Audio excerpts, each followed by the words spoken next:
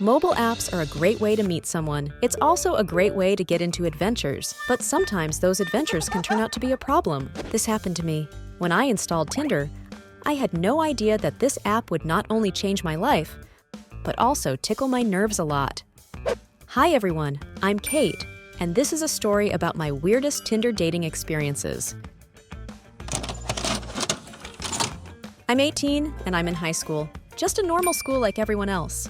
My grades are pretty good. I have a lot of friends and acquaintances, and weekends are often spent at my aunt's house in the country.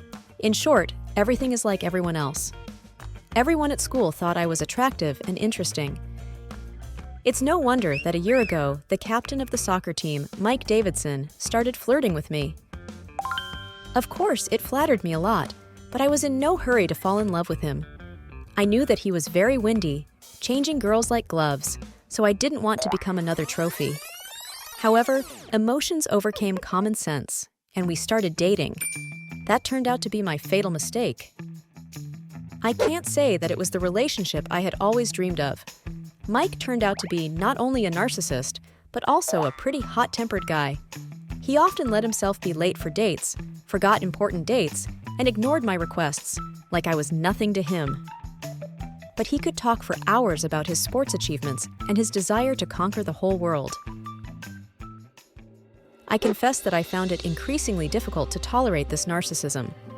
We began to quarrel often, but the relationship continued. I guess I was still hoping for something. I was hoping he'd change and everything would be okay. But just before the school ball, I saw something that made me once and for all cut this selfish turkey out of my life. And not only him. You subscribe to the channel. All the stories here are funny. Don't miss it. And I'll keep telling. I hope you're interested to know what happened next. Mike and I were supposed to meet in the parking lot at the mall. However, at the last minute, he texted that he was very busy and couldn't make it. Of course, I was really pissed because I drove all the way from the other side of town to get here.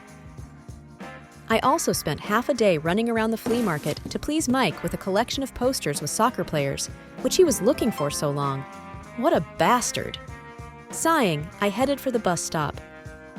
I planned to stop for dessert and my favorite milkshake to brighten my day in some way. Suddenly, I saw Mike and Nancy walking down the street holding hands. I just couldn't believe my eyes. Ah! You're a fucking traitor! I didn't realize how I got there so fast. I threw the posters in his face and walked away. I probably should have said something else to Nancy, but I just wanted to get away so I wouldn't be tempted to pull her hair. I was just furious. For weeks afterward, I licked my wounds. I cried, ate my favorite ice cream, and watched rom-coms. I didn't want to think about prom. My other friend Trina was supportive, but soon she couldn't take it anymore. That's enough. I know who you're going to prom with. And she handed me a phone with an app on the screen. I'm not going on Tinder, it's full of weirdos. I don't want to. So you don't want to go to the prom and rub it in that traitor Mike and his new girlfriend's face? I don't. Invite your neighbor Mark. He seems nice, and you've liked him for a long time. Get off! So are we making an account? Trina smiled conspiratorially. And that's how I got my Tinder profile. I'll be honest, I hesitated to log in for a few days.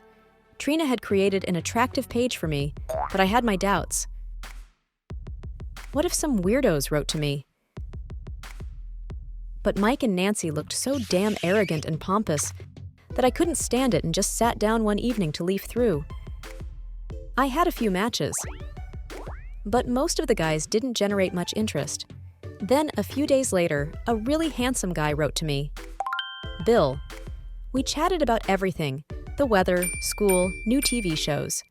Bill asked me out on a date to a cool restaurant. Of course I said yes. It was the moment when I walked into the restaurant.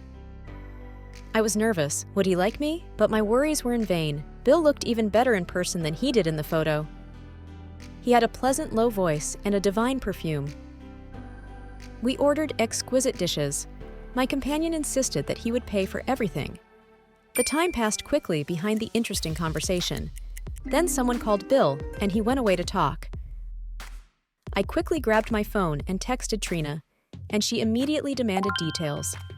I texted back passionately, and it wasn't until about 20 minutes later that I noticed that Bill was still gone. I wondered, where was he? I approached the waiter who was serving our table, and what he said shocked me. As it turned out, Bill had slipped out the other exit while I was staring at the screen. Without paying, of course. The bill for our dinner was enormous. I had to ask Trina to dump the money on my card and forget about the new phone I was saving up for. My date turned out to be a flop. It's definitely not what I expected from this date. Oh, how frustrated I was. What's more, that fool blocked me. I'm never going on another date again. Never. There are idiots everywhere. You don't have to judge everyone like that for one. Trina tried to talk me into a new date. Look, a pretty nice guy texted you. Answer him. That one was pretty good too. Forgot about our revenge? I reluctantly agreed to a new experiment. Nick wasn't that handsome, but he looked quite nice. We had a nice walk and agreed on our next date. I ran to the second date, hoping it would be even better. I waited for him near the park, but he never showed up, even ignored my texts. And then he deleted his account without explaining anything. I was shocked at this turn of events. Out of anger, I agreed to meet the next suitor the same day. With Met, we agreed to go to the cinema to see a horror movie. The movie hadn't started yet, and I looked away for a second to turn off my phone. When I looked back, I was startled. A few rows away from us was Nick. He was hugging some girl and happily munching on popcorn. How could he? I felt like I had been run over by a bulldozer. But my adventures didn't end there. I don't know how to put this delicately. Anyway, Matt turned out to be a bean lover. His stomach was acting up that night, and the date was ruined. A few people moved to the back rows away from us. Some of them looked at me judgmentally. In the end, I pretended I had to go home right away and simply ran away. As you may have realized by now, this was my next horrible date. And then fortune turned its back on me. A burger lover with a double portion of onions didn't understand why I didn't want to kiss goodbye. The other one spent the whole evening talking about his relationship with his ex and how he still couldn't forget her. And in parting, he asked me to take a photo together to send her. Another one seemed to have had a few drinks before our date. After half an hour, he started hitting on all the passers-by and telling silly jokes. I'm not talking about the guy who asked to borrow money for the bus, and when I didn't agree, he threw a tantrum and called his mom to come get him. I didn't understand what was going on. I thought all the guys around me were crazy. It was just some kind of nightmare. Why didn't you stop dating? You ask. I just wanted to prove to everyone I'm doing great, so I got carried away. I couldn't find a date for the prom, so I decided to go on another date. Maybe I'd get lucky. Joe turned out to be a muscular, tall, handsome man with an incredible smile. Nice manners, interesting humor. He asked me to take a nice picture of him. I myself have often asked someone to take a picture of me, so I readily agreed. And all hell broke loose. Joe looked at the photos and suddenly got angry.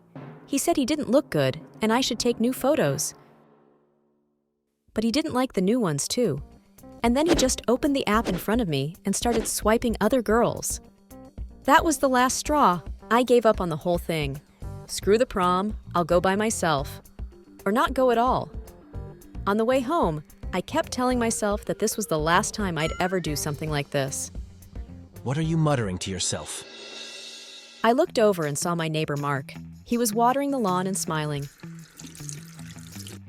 I'm telling myself I'm never going to use Tinder again. Not even with me? I was speechless with surprise. Do you have an account? No, but I will if I have to. Better yet, just go for a coffee. And we went on a date. And the prom. And a bunch of dates after that. Mike was pissed, and I didn't care. Just like that, no swipes, no texting. Although sometimes I do miss that double onion burger guy. I'm kidding. Have you ever gone on a date through Tinder? I look forward to your stories in the comments.